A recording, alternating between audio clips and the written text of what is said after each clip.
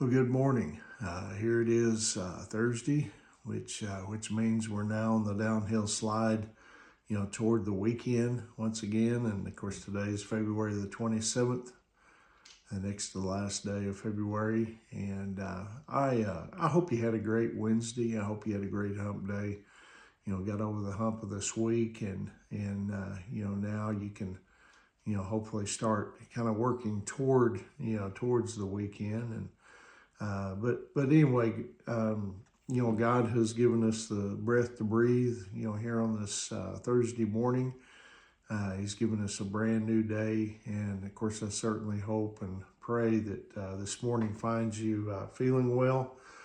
Hope that you're well rested and ready to, ready to tackle the opportunities that God has given us with this brand new day on this Thursday morning. This morning, I want to share a devotional with you entitled Unlikely Friends. In James chapter 1, verse 2, it says, "When all kinds of trials and temptations crowd into your lives, my brothers, don't resent them as intruders, but welcome them as friends."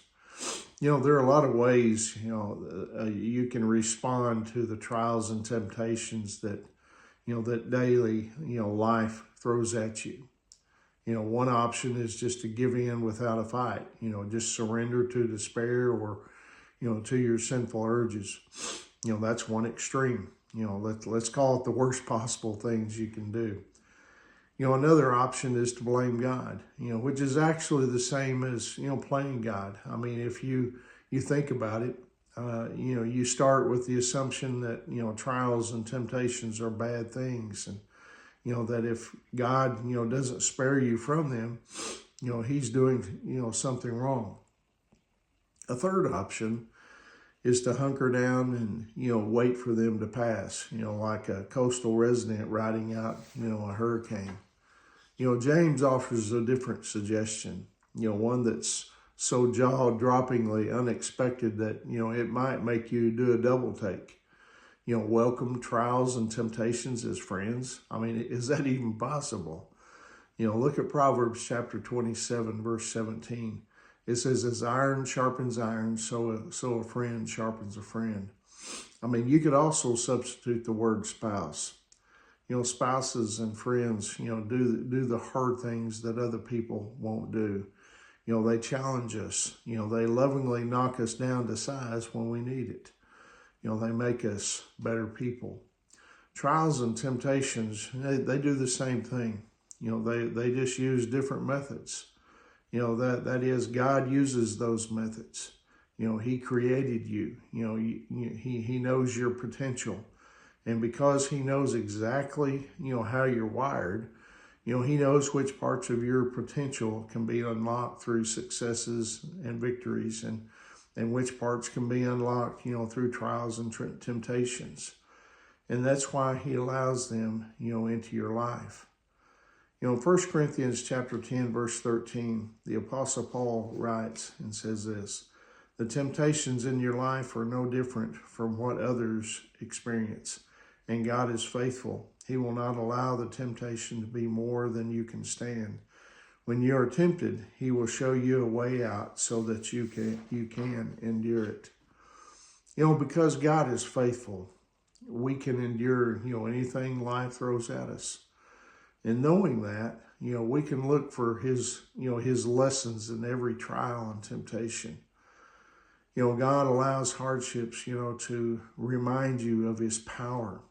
Sometimes he allows a difficulty so that, he can deliver you from it. Sometimes he allows it so that, he can remove the difficulty from you. And then sometimes, he allows hardships to produce or strengthen a necessary quality, in your life. James wrote in chapter 1, verses 3 and 4, "For you know that when your faith is tested, your endurance has a chance to grow. So let it grow. For when your endurance is fully developed, you will be perfect and complete, needing nothing." Think of it as a spiritual workout.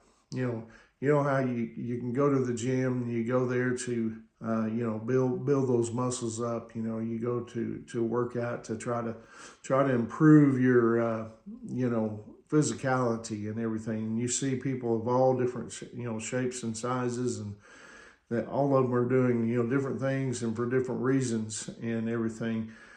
And, but you go to get stronger, the ultimate goal. And that's not an easy process. I mean, you have to break down muscle in order to build it up. God, He does the same with us. Trials and temptations are like God's gym. Where He strengthens us and for the present and for the future. And that's what God is trying to do. He's trying to strengthen us for the future, for the things that are coming down the road. And so I want to leave you with this question to think about this morning, to reflect on. How might a trial or temptation that you're facing right now ultimately strengthen your faith? I hope this encourages you today. I hope you have a great day, a wonderful day. And remember, Angie and I, we love you guys, and we're praying for you. And Lord willing, I'll see you tomorrow morning. God bless you.